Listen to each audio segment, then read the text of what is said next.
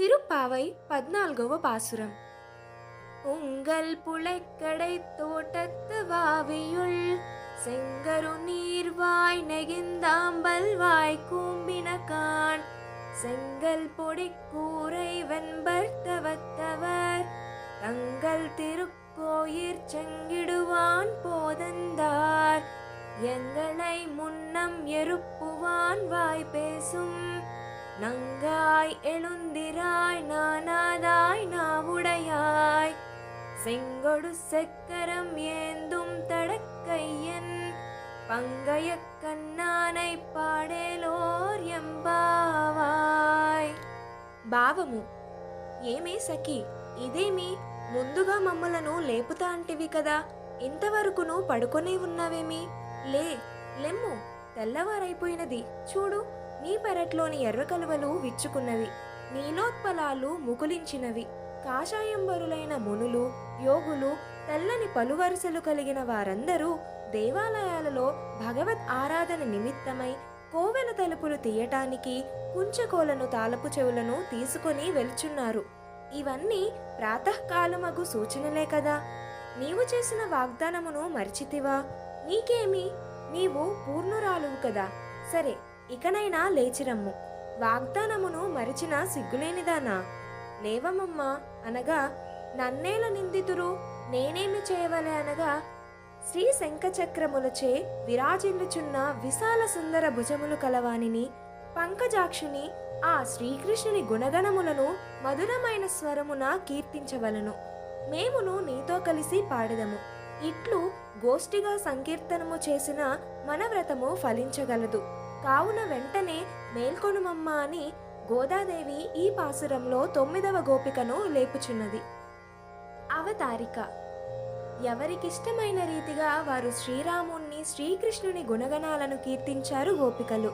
తన నేత్ర సౌందర్యానికే అబ్బురపడి శ్రీకృష్ణుడే తన వద్దకు రాగలడని తలచిన సౌందర్యవతి అయిన గోపికను మేల్కొల్పారు క్రిందటి పాసురంలో. ఇప్పుడు ఊరినంతటిని ఒకే త్రాటిపై నడిపించగలిగే సమర్థత కలిగిన నాయకురాలైన ఒక గోపాంగనను ఆండాల్ తల్లి ఈ పాసురంలో లేపుతున్నది. తానే వచ్చి అందర్నీ మేల్కొల్పుతానని బీరాలు పలికి ఇంకనూ నిద్రపోవచున్నది గోపిక. తన పెరట్లోని దిగుడు బావిలోని కలువలు, తామరలను చూచుకొని మురిసిపోతున్నదీమె. ఈ మధురానందంలో మునిగి తాను చేసిన బాసలను మర్చిపోయినది. ఈమె భగవద్ అనుభవానంద సాగరంలో మునిగి ఇతర విషయాలను మరిచి ఆ ఆనందానుభూతిలోనే నిమగ్నమై ఇట్టి గోపికను ఈ పాసురంలో మేల్కొల్పుతున్నది మన ఆండాల్ తల్లి. మన ఆండాల్ తల్లి ఒక్కొక్క గోపబాలికను లేపుతూ ఒక్కో వేద రహస్యాన్ని మనకు తెలియచేస్తుంది. ఊహకు అందని సృష్టి రహస్యాలు ఋషుల ద్వారా వేదాలుగా మనకు లభించాయి. ఇవి ఇంద్రియాలకు అందనివి. ప్రత్యక్షం, అనుమానం, వేదం, ఈ మూడు మన ప్రమాణాలు.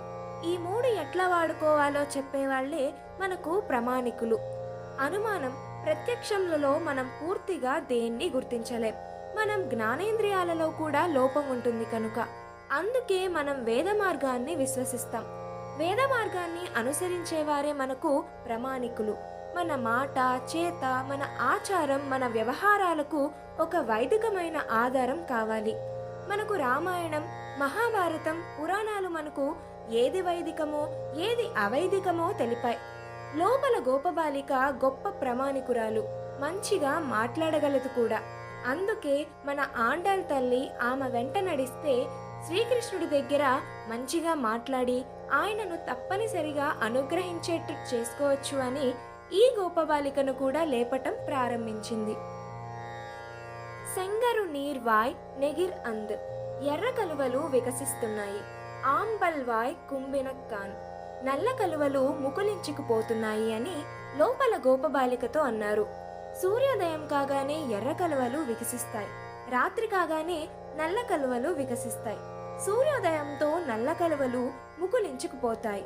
ఇది లోకంలో ఒక నియమం. లోపల గోపబాలిక మీరే తొందరతో ఎర్ర కలువల్ని విప్పి ఉంటారు, నల్ల కలువల్ని ముడుచుకునేలా చేసి ఉంటారని పెద్దగా పట్టించుకోలేదు. అయితే ఉంగల్ పురైక్కడై, నీ ఇంట పెరటి తోటత్తు వావియుల్, తోటలోని దిగుడు బావిలో ఉన్న కలువలు కూడా వికసించాయి, కావాల్సొస్తే చూసుకో అంటూ ఇక్కడ అనుమాన ప్రమాణాన్ని వాడారు. ఇక్కడ నీ అని సంబోధించిన లోపల గోపబాలిక బాగా వేదాంతురాలు ఉన్నట్లుంది. నీ అన్న లోపల పరమాత్మ వరకు భావించి పెద్దగా పట్టించుకోలేదు. పైగా వీళ్ళు ఒక మాట వ్యంగముగా ప్రయోగించారు. ఏమిటంటే, లోపల తోటలో గోపబాలిక శ్రీకృష్ణుడి కోసం ఎదురు చూస్తుంటే వెనక నుండి శ్రీకృష్ణుడు ఆమె కళ్ళు మూసినప్పటికీ సన్నివేశం ఊహించుకుని శ్రీకృష్ణుడి కళ్ళను ఎర్ర కలువలతో పోల్చారు, గోపబాలిక కళ్ళను నల్ల కలువలతో పోల్చారు. పెద్దగా పట్టించుకోలేదు లోపల గోపబాలిక.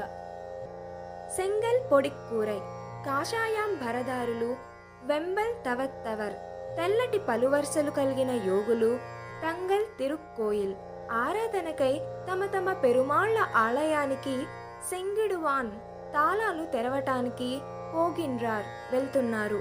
మేము ప్రత్యక్షంగా చూశామంటూ ప్రత్యక్ష ప్రమాణాన్ని వాడారు గోపికలు. తాళం తీయటం జ్ఞానముద్రలా ఉంటుంది. అందుకే ఇక్కడ ఆండాల్ తల్లి లోపల గోపబాలికను పెద్ద జ్ఞానిగా భావించి తమకు జ్ఞానం ప్రసాదించవమ్మా అంటూ చమత్కారంగా వర్ణిస్తుంది.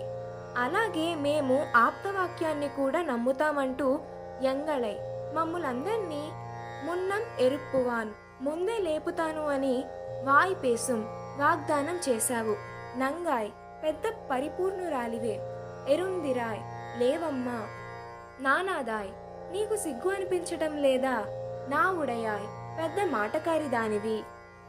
జ్ఞానులు తమ హృదయంలో భగవంతుని ఉపాసన చేసేటప్పుడు హృదయంలో పుండరీకాక్షిని రూపంలో ఉండే స్వామిని ఉపాసన చేస్తారు. దీన్నే దహర విద్య అంటారు వేదాల్లో. లోపల గోపబాలిక దహర విద్యలో పరినిష్ణాత అయి ఉండొచ్చేమో.